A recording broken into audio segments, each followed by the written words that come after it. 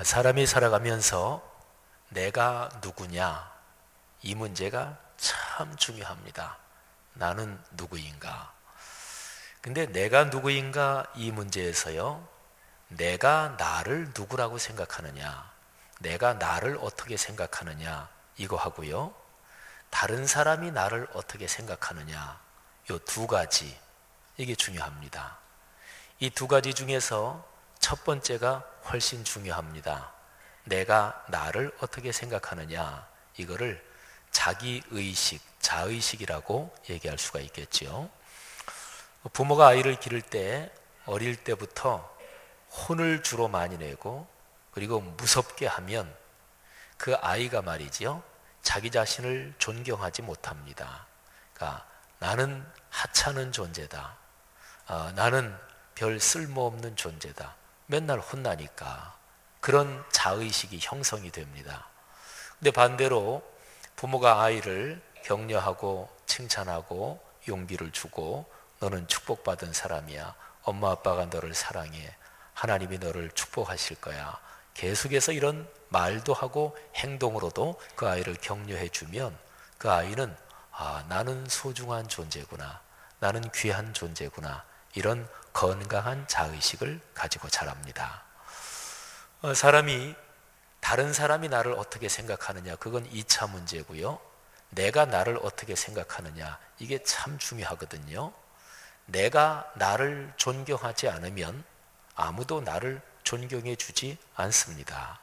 내가 나를 귀한 존재라고 알고 또 그렇게 생각을 먼저 해야 되는 거죠. 여러분 모두에게 자기 자신에 대해서 건강하고 또 소중한 자의식이 늘 더 풍요로워지기를 축복합니다. 그 다음에는 다른 사람이 나를 어떻게 생각하느냐, 이것도 물론 중요하지요.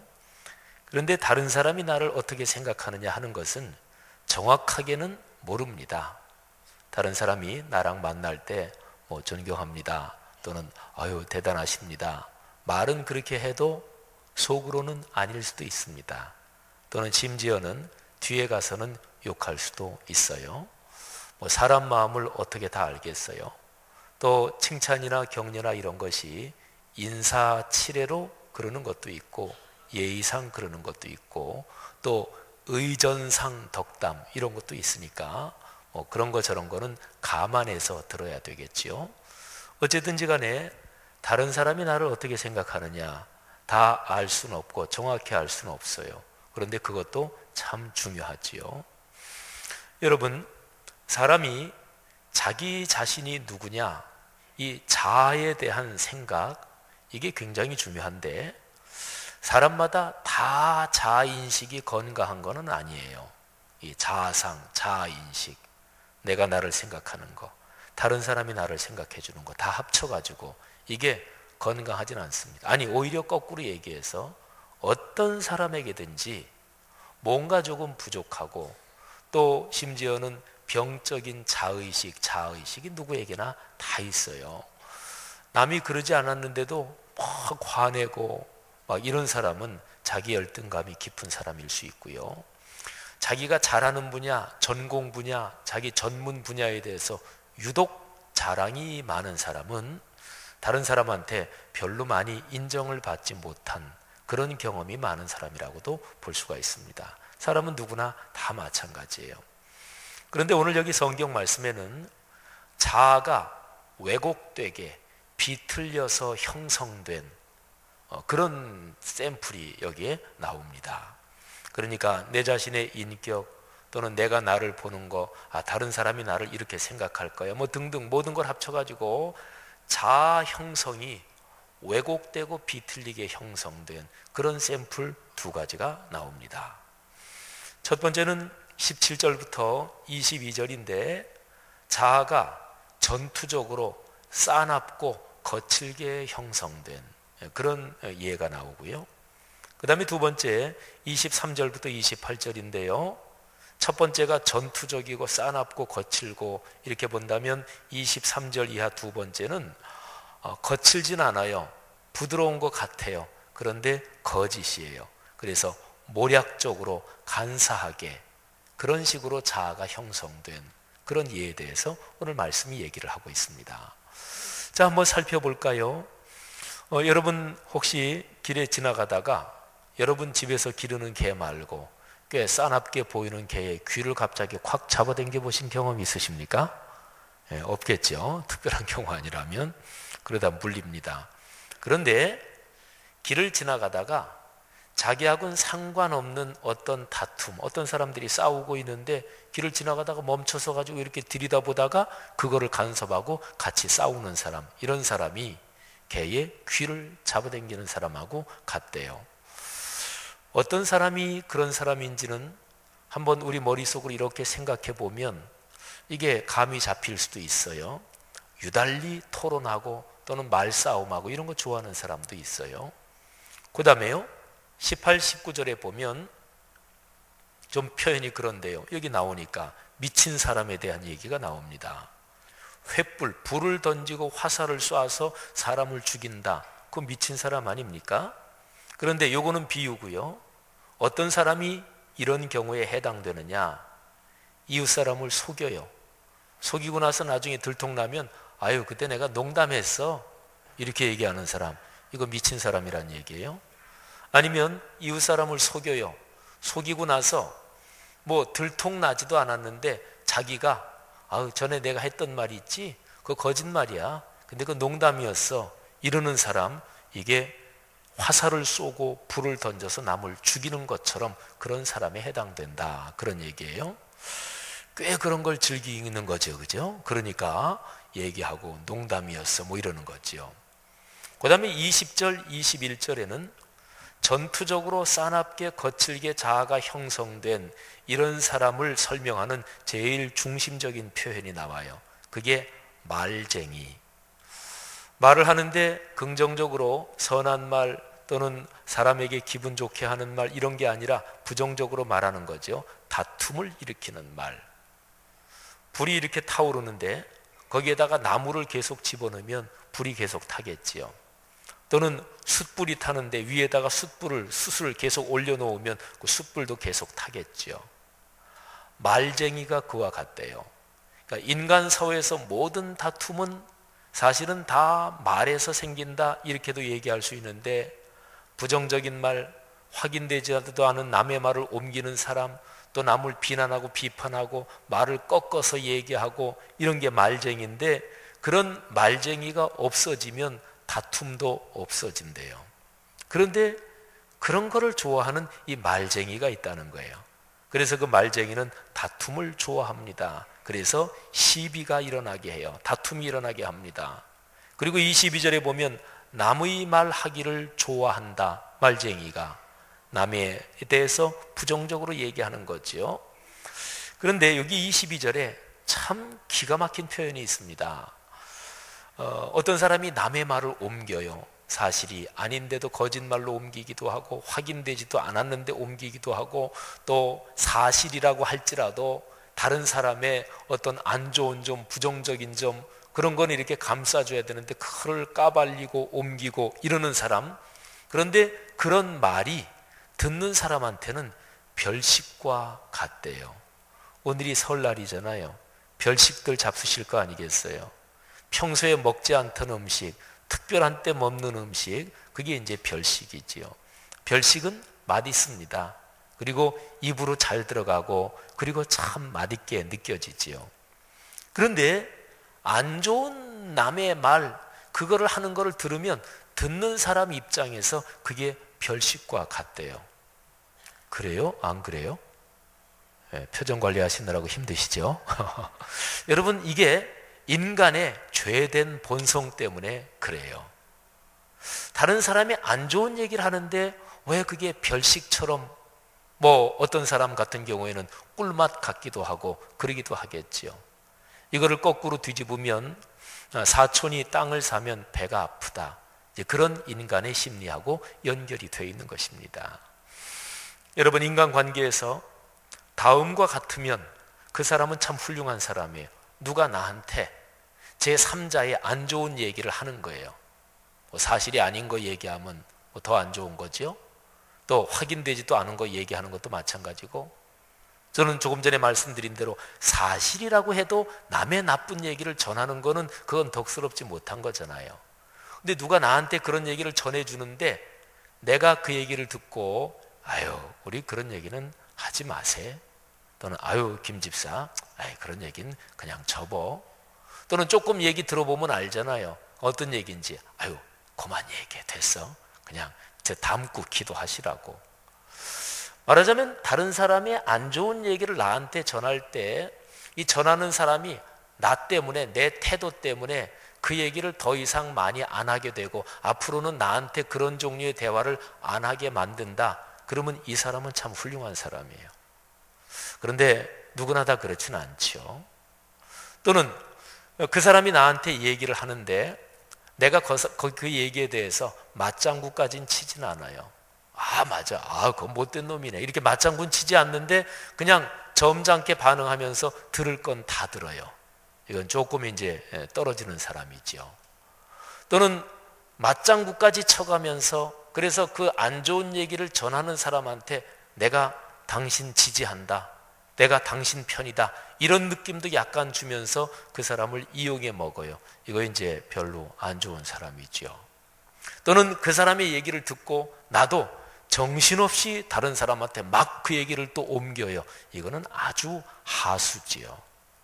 사랑하신 여러분, 인간관계 사람이 살아가면서 늘상 일어날 수 있는 일입니다. 오늘 여기 첫 번째 부분 22절까지에서 보면 왜곡된 자아가 형성돼서 늘 전투적이고 사납고 거칠고 그리고 비평하기 좋아하고 말하기 좋아하고 그 좋은 얘기도 아닌데 이런 사람이 있습니다. 조금 불편하지만 이 말을 우리 자신한테 한번 잠깐 대보십시다. 하나님의 말씀을 듣고 하나님의 말씀을 묵상하고 연구하는 어떤 것이든지 간에 말씀을 대하는 제일 기본적인 태도는 그 말씀을 듣고서 가장 먼저 나한테 대보는 것입니다. 나한테 적용해 보는 거예요. 저 같은 설교자들이 설교 준비를 잘하는 몇 가지 중요한 기준이 있는데 그 중에 하나가 설교를 준비하고 그 말씀을 묵상하면서 성도들에게 전하기 위해서 설교는 준비하는 것이지만 성도들에게 전하기 전에 묵상하고 깨달은 그 말씀을 자기 자신한테 먼저 대봐야 돼요. 이 말씀에 비추어서 내 삶은 어떤가? 나를 먼저 살펴야 돼요. 사랑하신 여러분, 전투적이고 사납고 거칠게 자아인식이 그쪽 방향으로 계속 가지 않는 축복이 있기를 바랍니다. 또 그런 것이 사람에 따라서 정도 차이는 있지만 뭐 어느 정도는 내재되어 있고 잠재되어 있다고도 얘기할 텐데 사납고 거친 쪽으로 가는 그런 자아 형성, 거기에 대해서 거부하시는 신앙의 결단이 있기를 축복합니다. 오늘 여기에 이 왜곡된 자아인식은요, 웬만해서는 다투는 사람이 아닌데 야 이번은 진짜로 누구라도 그런 상황에서는 다툴 수밖에 없다, 그런 다툼을 얘기하는 게 아니에요. 그분은 남의 얘기는 절대로 하지 않아. 그런데 야 이번엔 그 상대편이 진짜 해도 너무했어. 저분이 남 얘기하는 거 보면 알아. 말하자면 그런 상황을 얘기하는 거 아니에요. 다투는 거를 좋아한대요. 즐긴대요. 남 말하기를 아주 좋아한대요. 그러니까 다투고 남 얘기 옮기고 그러는 게 삶에 습관이 돼 있고 이미 뿌리가 내려져 있어가지고 거기에서 즐거움을 느끼고 좋아하고 이런다는 거죠. 자, 왜 그렇게 될까요? 어쩌면 그렇게 살 수 있을까요? 그 원인은 조금 이따 살펴보고 또 한 종류의 왜곡된 자아 형성, 그걸 하나 더 우선 살펴보십시다. 23절부터 28절까지는요, 여기에서 묘사하고 있는 인간형은 거칠진 않아요. 싸납진 않아요. 겉으로는 부드럽습니다. 입술이 온유해요. 입술로는 아주 좋게 아주 선한 것처럼 얘기를 해요. 그런데 마음은 악해요. 마음으로는 속임수를 품고 있습니다. 그래서 이런 종류의 사람들이 하는 말은 표현이 제 아무리 좋을지라도 믿지 말아야 된다고 얘기합니다. 마음에 7가지 가증하는 것이 있대요. 7가지면 별로 대단치 않네요. 우리 한국말에는 5만 가지 잡스러운 것이 다 들어있다 이런 표현. 5만 가지면 7가지는 아무것도 아니잖아요. 근데 5만 가지나 7가지나 뜻은 똑같은 것입니다. 오만 가지 하면 5만 1000가지보다 적은 거 이게 아니라 온갖 것들 그런 뜻이고, 7이란 숫자는 유대인의 숫자 개념에서 완전수예요. 그러니까 마음이 온통 가증한 것으로 가득 차 있다 그런 거지요. 근데 오늘 말씀은 얘기합니다. 속임으로 그 마음에 있는 걸 감출지라도 그의 악은 드러날 수밖에 없다. 함정 파는 사람이 빠진다. 남을 해치기 위해서 돌을 굴리는 사람은 그 굴린 돌에 자기가 결국은 치인다. 이렇게 얘기를 합니다. 이 두 번째 덩어리에서 얘기하고 있는 그런 인간형을 묘사하는 단어에서 결정적인 것이 28절의 거짓말이라는 단어입니다. 거짓말, 그거는 마음에 악하고 안 좋은 것을 속이고 겉으로 이렇게 진짜처럼 얘기하는 거, 그게 거짓말이잖아요. 자, 여러분 생각해 보십시오. 이 말씀도 또 한 번 나 자신에게 한번 대보십시다. 여러분이나 저나 우리의 마음속에 부정적인 왜곡된 자아 형성, 뭐 사람마다 정도 차이는 있지만 어느 정도 그런 게 있기도 하고 잠재되어 있다가 발동하기도 하는데, 그런데 그런 부정적인 자아 형성이 이 두 가지 유형 중에서 어느 쪽으로 좀 더 내 기질상 그렇습니까? 싸납고 거친 쪽입니까? 아니면 겉으로는 부드럽지만 속으로는 아주 독한 마음을 품고 또는 교묘하게 계획적으로 그러는 유형입니까? 여러분, 이 두 가지 왜곡된 자아 형성, 이렇게 사는 삶은 기본적으로 좋지 않습니다. 누구나 다 인정하는 거잖아요. 질문을 세 가지 한번 던져볼까요?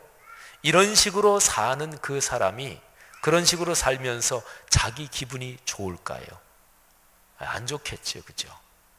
또 이런 식으로 사는 사람, 그 사람의 주변에 관계되어 있는 가족이든 직장 동료든 뭐 어떻게든지 간에 그 사람 주변에 있는 그 사람이, 이 사람이 이런 식으로 살면 주변 사람 기분이 좋을까요? 그것도 안 좋겠죠, 당연히. 하나만 더 질문하면, 이렇게 살면 다른 사람이 이렇게 사는 사람을 좋아할까요? 존경할까요? 그것도 역시 아닙니다.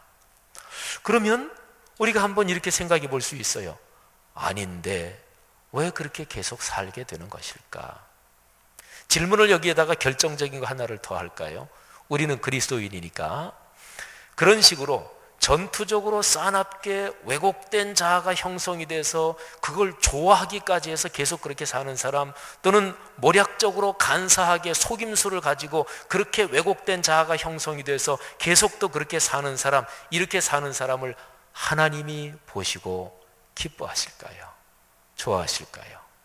대답할 필요도 없죠. 당연히 아닙니다.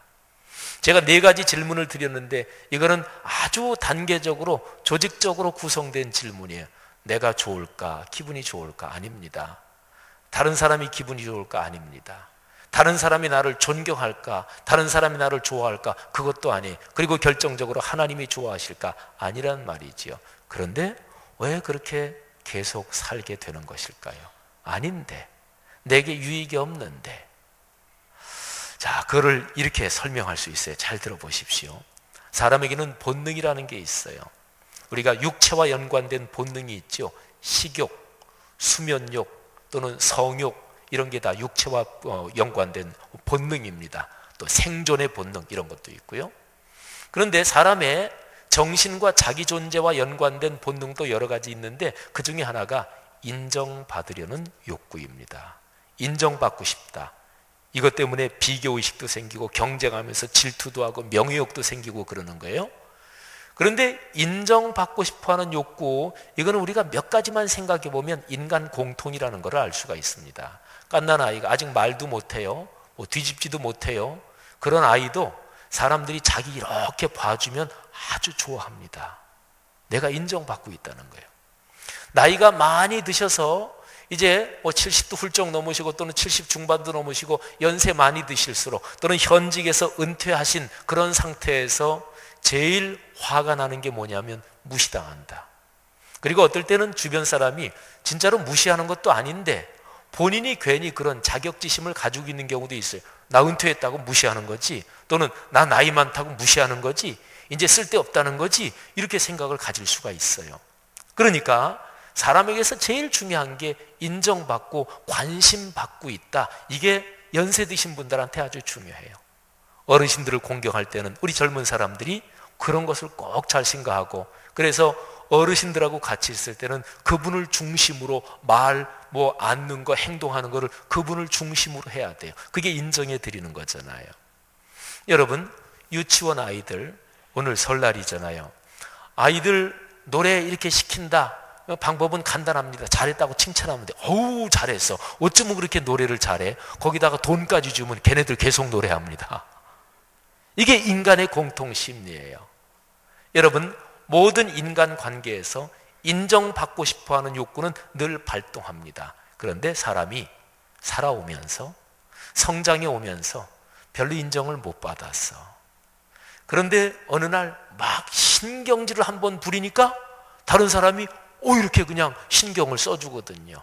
사람에서 애들 경우 그런 경우 있어요. 막 신경질 부리면 엄마 아빠가 막 이렇게 해주면, 그러면 어릴 때 같은 데는 그게 습관이 됩니다. 해보니까 내가 인정받거든요. 그래서 그게 습관으로 굳어지는 거예요. 어느 정도 더 컸을 때 청소년 시기를 거쳐서, 그리고 20대 30대 이제 성인이 돼서 사회활동을 하면서 그런 게 굳어질 수 있어요. 그래서 날카롭게 토론하고 날카롭게 비판하면 사람들이 나를 인정해 주는 거예요. 내가 여기 있어. 내 자신의 존재감이 그런 데서 드러나는 거예요. 또는 아주 무섭게 예리하게, 그러나 겉으로는 부드러운 척하면서 이렇게 은밀하게 진행하는 그런 능력을 가지고 있다. 거기에서 내가 존재한다. 자기 자신의 존재감을 느끼는 거예요. 이게 어느 정도 깊어져서 습관이 되지요? 그러면 그런 거를 좋아하게 됩니다. 다툼을 좋아하게 돼요. 남의 말하는 거를 좋아하게 돼요. 그래서 계속 그 길로 가는 거예요. 인간의 인정받고 싶어하는 본능, 그 본성, 거기에 악한 영이 그 틈을 타서 들어와서 사람을 비루하게 만들고 그리스도인의 신앙을 왜곡시켜가면서 계속 그 길로 끌고 가는 거지요. 사랑하신 여러분, 이제 초점이 분명해졌습니다. 문제는 이거를 바꿔야 돼요. 사람은 바뀔 수 있을까요? 사람은 변할 수 있을까요? 어떻게 생각하십니까? 이렇게 한번 상상해 보세요. 연세가 많이 드신 분들, 적어도 60이 훌쩍 넘어, 60 중반 또는 70도 훌쩍 넘으신 분, 인생 오래 사신 어르신들이 있잖아요. 그런 어르신들이 사람이 바뀔 수 있나, 바뀌지 않나, 이런 주제에 대해서 뭐라고 얘기하실 것 같아요? 어느 쪽이 더 많을 것 같아요? 예를 들어서 나이 많이 드신 분들은 인생 오래 사시고, 사람은 물론 바뀌지, 사람은 언제든지 변할 수 있지, 이렇게 얘기하시는 분들이 더 많을 것 같아요? 아니면 아이고, 사람은 안 바뀌어. 사람이 뭘 바뀌어? 이 둘 중에 어떤 게 더 많을 것 같아요? 후자, 그죠? 네. 자, 그런데요, 이게 인간의 경험인데 목회자들도 그래요. 제가 이제 한 50 중반 됐잖아요. 그런데 연세가 거의 은퇴할 때 다 된 어르신들, 또는 평생 목회하고 은퇴하신 아주 연세가 많으신 선배 목사님들, 그런 분들하고 얘기하면 사람은 안 바뀐다, 이렇게 말씀하시는 분들이 훨씬 더 많아요. 목회는 기본적으로, 현상적으로 보면, 근본적으로 보면 목회는 근본적으로 하나님과의 관계입니다. 목회가 인간관계다, 이렇게 얘기하는 것은 현상적으로 보면 그래요. 그런데 전체적으로 통합적으로 봐서 목회가 인간관계다, 그거는 비성경적이에요. 그런데 현상적으로는 목회, 그러면 기본적으로 목회는 인간관계지요. 그래서 목회하다가 인간관계에서 계속 치이잖아요. 계속 상처받잖아요. 그래서 그 사람이 변해야 되는데, 그런데 되지도 않고 계속 상처받고, 그러게 목회를 계속하면 나이가 많이 드신 목사님들이 그런 얘기하는 거예요. 사람은 안 바뀌어. 그래서 하는 얘기가 신앙인이 되기 전에 사람 먼저 돼야 돼. 심지어는 그런 얘기까지. 이거는 예수님이 하신 말씀하고 정면 충돌한다는 거 다들 아시지요? 죄인을 부르셨는데, 그런데 목사가 하는 얘기가 죄인인 채로 주님 앞에 나오지 말고 벌써 사람부터 바뀌고 나서 교회 나와라, 그러니까 이건 성경의 정면으로 충돌하는 얘기잖아요. 근데 그런단 말이에요. 왜 그럴까요? 인간관계 너무나 치여서 그래요. 제가요, 한참 더 젊었을 때는 선배 목사님들 목회하는 거 보면서 왜 저렇게 하시지? 왜 좀 올곧게 하시지 저렇게 하실까? 왜 저렇게 현실에 많이 타협하실까? 그리고 저렇게밖에 못하시나, 이런 생각을 많이 했어요.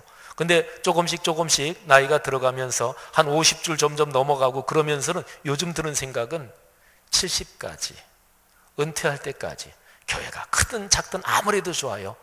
목사의 길을 지켜가면서 대과 없이 70까지 쭉 걸어간 선배 목사님들이 그렇게 존경스러울 수가 없어요. 자, 그러면 이 비슷한 얘기를 적용해서 저는 지금은 믿습니다. 사람은 변한다. 이게 성경의 가르침이에요.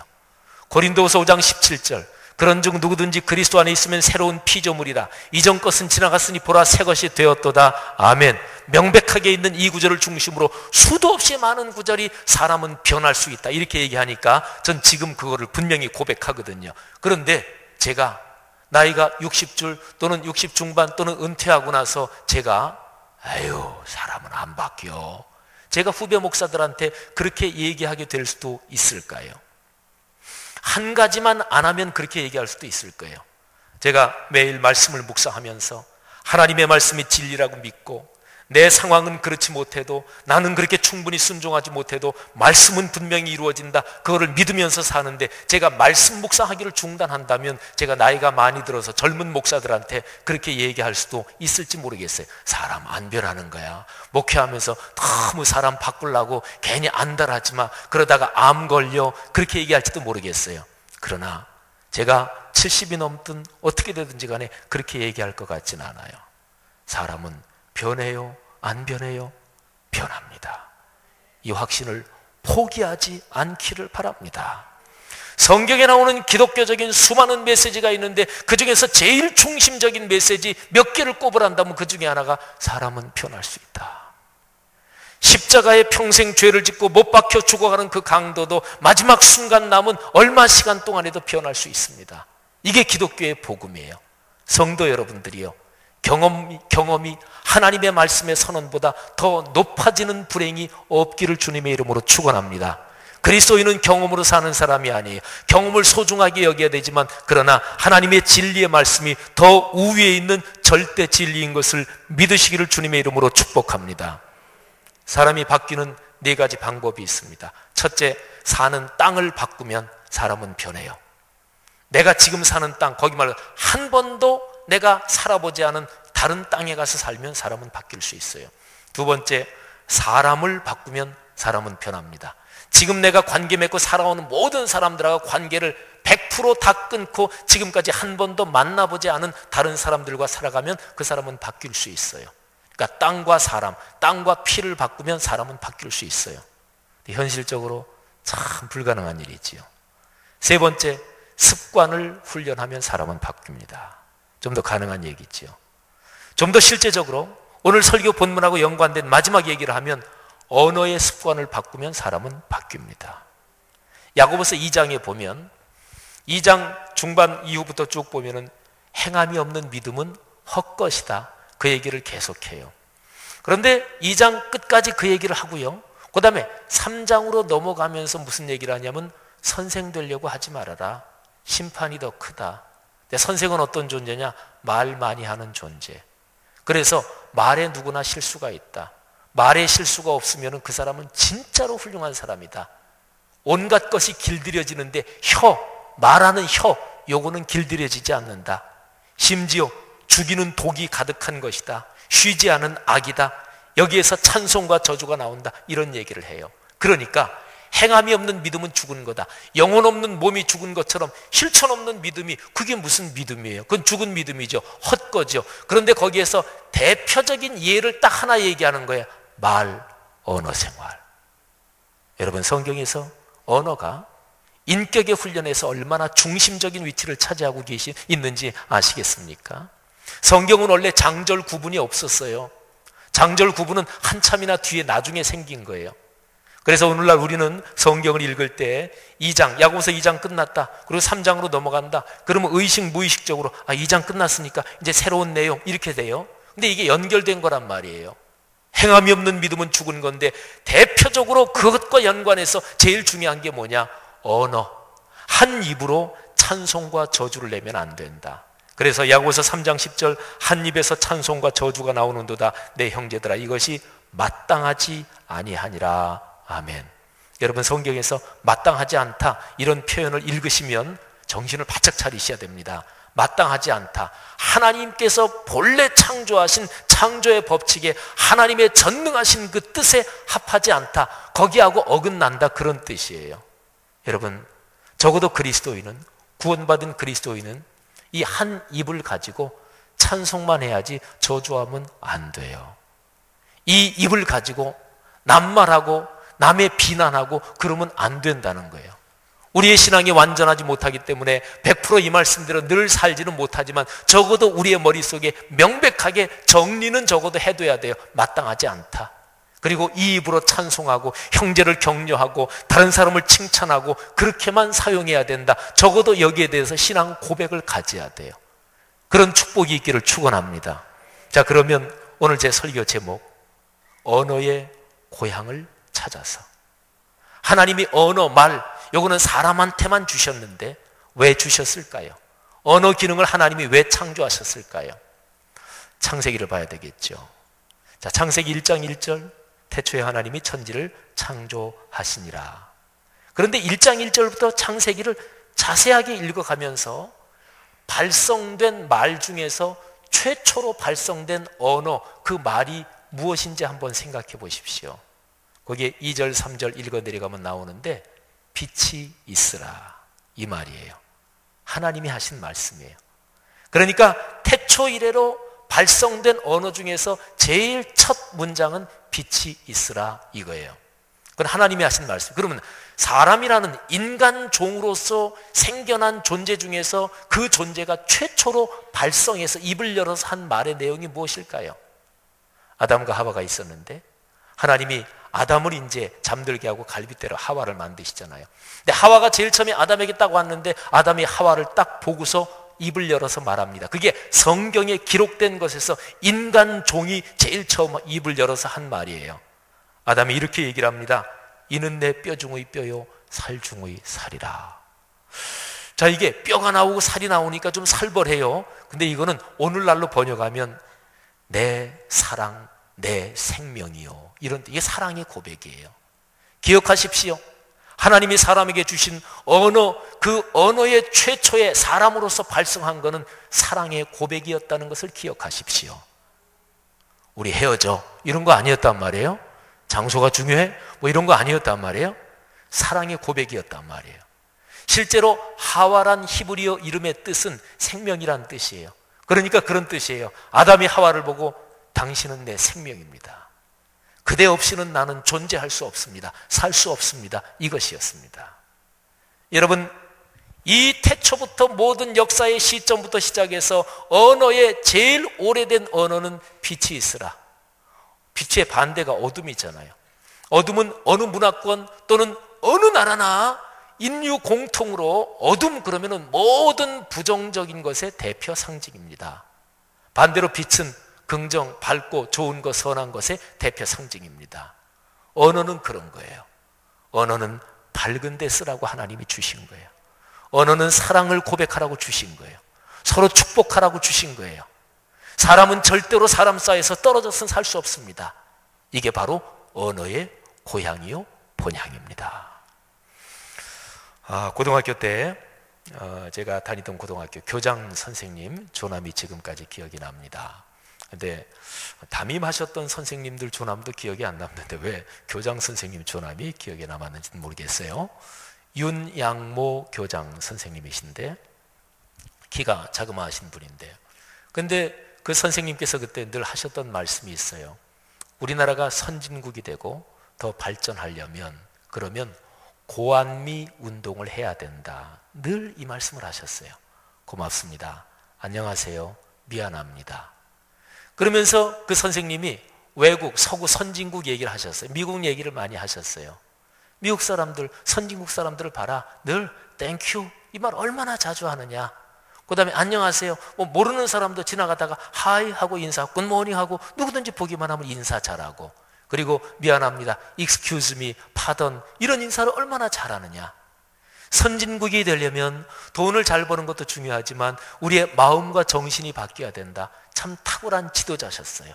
지금 뭐 세상을 떠나셨겠지만 생각해 보면 그 어르신은 정신의 가치가, 그리고 마음의 가치가 삶을 지배하는 사령탑이다, 이런 것을 깊이 깨닫고 계신 어르신이었던 거죠. 고한미. 그런데 그 어르신이 오늘날 계셨다면 그 어르신이 한 가지를 더 추가했을 거예요. 사랑합니다. 근데 그때 당시는 70년대 중반 이 정도 됐을 때니까 서로 연애하는 대상끼리 사랑합니다 이름은 몰라도 그냥 보통 사람들끼리 인사로 사랑합니다 이런 문화는 없었잖아요. 그죠? 가족 간에 부모 자녀나 이 사이에도 엄마 아버지한테 엄마 사랑해요 이게 막 손이 오그라들어서 어떻게 하겠어요? 근데 요즘은 그런 거 이제 일반적이니까. 그래서 그 어르신이 오늘날 계셨다면 그 어르신이 고한미, 거기에다가 사자를 하나 더 붙여서 고한미사, 고맙습니다, 안녕하세요, 미안합니다, 사랑합니다.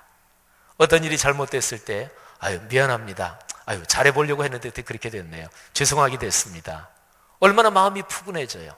만날 때 어떨 때는 기싸움 하느라고 너 먼저 고개 안 숙이지, 점점 가까이 오면서 서로 못 본 척 하면서, 그 얼마나 불편합니까? 그게 자기 체면 쓰는 일인가요? 그냥 보기만 하면 먼저 안녕하세요 하고서 인사하고, 얼마나 마음이 푸근해져요. 사랑합니다, 존경합니다. 사랑하는 여러분, 어떻게 하면 인생은 행복해지는 것일까요? 어떻게 하면 사람은 하나님의 축복을 받는 것일까요? 어떻게 하면 하나님이 우리를 보실 때 참 네가 고맙다, 내가 너를 통해 하늘의 축복이 너를 통해서 모든 대로 다 흘러가게 하겠다, 하나님이 누구를 향해서 그렇게 생각을 하실까요? 고한미사, 이거 아닐까요? 고맙습니다, 입에 달고 사는 사람, 안녕하세요, 미안합니다, 사랑합니다, 존경합니다, 지난번에 참 고마웠어요. 오늘 설날이잖아요. 오늘부터 훈련 시작하면 어떠실까요? 신우이가 미우십니까? 또 시동생 틀린 게 있습니까? 오늘 그냥 보자마자 기선을 제압하세요. 도련님 안녕하셨어요? 사랑합니다. 또 기독교인이 아닌 경우 사랑합니다 인사가 어색할 수도 있고, 그러면 하여튼 오늘부터 훈련하시지요. 우리의 삶은 바뀔 수 있습니다. 지금보다는 더 행복해야지요. 앞으로 갈수록 더 행복해져야 되지 않겠어요? 그런 축복이 우리 모두에게 있기를 축복합니다. 기도하겠습니다.